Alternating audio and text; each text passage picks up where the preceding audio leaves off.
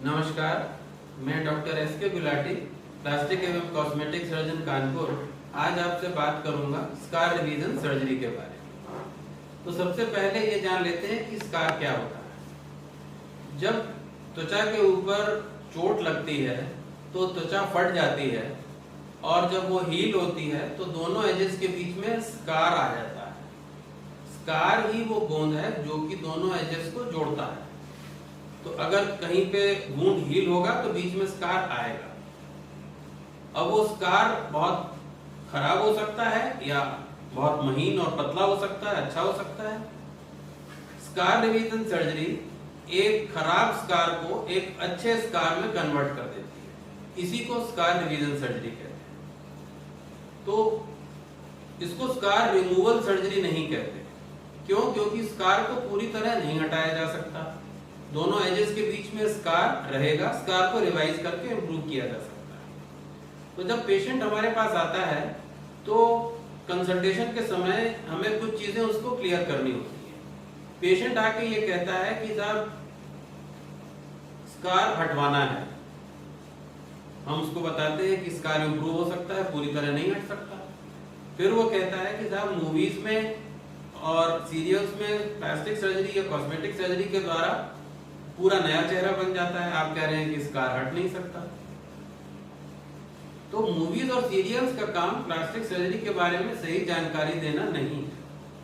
उनकी story line में जो चीज उनको ठीक लगती है वो वैसा दिखा देते हैं। प्लास्टिक सर्जरी के बारे में सही जानकारी कोई प्लास्टिक सर्जन या व्यक्ति जिसको वो सर्जरी करनी है वही दे सकता है। दूसरी बात ये समझना जरूरी है कि स्किन ग्राफ्टिंग के बारे में लोगों को जानकारी नहीं होती। लोग ये कहते हैं कि त्वचा प्रत्यारोपण के द्वारा चेहरा एकदम नॉर्मल किया जा सकता है क्योंकि वो मूवीज में ऐसा देखते हैं। लेकिन त्वचा प्रत्यारोपण के द्वारा जो रिजल्ट आता है वो कॉस्मेटिकली बहुत अच्छा नहीं होता। त्वचा प्रत्यारोपण का उपयोग हम लोग घावों को भरने में करते हैं। जब जलने के कारण या चोट के कारण कोई घाव बहुत समय तक नहीं भर रहा होता या जहां पे त्वचा का लॉस होता है, डेफिशिएंसी होती है, तो स्किन ग्राफ्टिंग के द्वारा हम लोग उसको पूरा कर देते हैं। लेकिन कॉस्मेटिक सर्जरी में या स्कार रिवीजन सर्जरी में त्वचा प्रत्यारोपण का कोई उपयोग नहीं है। स्कार को हटा के उसकी जगह सराउंडिंग स्किन की ही जब रिप्लेसमेंट हो जाती है वही बेस्ट कलर मैच या टेक्सचर मैच देती है। कहीं और की लगाई हुई स्किन बहुत अच्छा मैच नहीं दे सकती। अब ये जान लेते हैं कि स्कार रिवीजन कैसे किया जाता है। ये मान लीजिए पेशेंट का स्कार है, उसके गाल के ऊपर एक डार्क कलर का चोट का निशान है। इसके लिए जब हम लोग सर्जरी करते हैं तो सबसे पहले लोकल एनेस्थीसिया देने के बाद इस स्कार को निकाल देते हैं और वहाँ पे फिर एक फ्रेश वुंड की तरह घाव बन जाता है। इसको प्लास्टिक सर्जिकल टेक्निक्स द्वारा 2 या 3 लेयर में स्टिच कर दिया जाता है। बहुत ही महीन बाल जैसे पतले टाँके लगाए जाते हैं। 5 दिन बाद टाँके निकलने के बाद एक फाइन सी लाइन दिखाई देती है जो कि समय के साथ धीरे धीरे और इम्प्रूव होती जाती है और 6 महीने साल के बाद आपको बहुत ही एक हल्की लाइन के रूप में परिवर्तित ये दिखेगी। तो इस स्टेज से इस स्टेज तक आया जा सकता है। स्कार रिवीजन लोकल एनेस्थीसिया में किया जाता है। लोकल एनेस्थीसिया देने के लिए स्कार के चारों तरफ एक बहुत ही पतली नीडल द्वारा लोकल एनेस्थेटिक इंजेक्ट कर दिया जाता है। जब पेशेंट ये कहता है कि हाँ अब त्वचा बिल्कुल नम हो गई है, कुछ भी पता नहीं चल रहा, तो स्कार को एक्साइज किया जाता है, कट करके निकाल दिया जाता है और दोनों एजेस को पुनः अप्रोक्सीमेट किया जाता है प्लास्टिक सर्जिकल टेक्निक्स द्वारा 2 या 3 लेयर में। ये टेक्निक्स ये इंश्योर करती हैं कि स्कार बहुत ज्यादा फैले नहीं, वाइड ना हो, एक पतली लाइन के रूप में रहे। इस सर्जरी के लिए अस्पताल में भर्ती रहने की जरूरत नहीं होती। एज ए डे केयर ये सर्जरी हो जाती है और उसके बाद मरीज को घर भेज दिया जाता है। पोस्ट ऑपरेटिव फेज में अक्सर मरीजों को 5 दिन तक लिक्विड डाइट या सेमी सॉलिड डाइट पे रहने की हिदायत दी जाती है। पेशेंट एक आध एंटीबायोटिक और कुछ एनाल्जेसिक लेता रहता है। 5वें दिन टाँके निकाल दिए जाते हैं।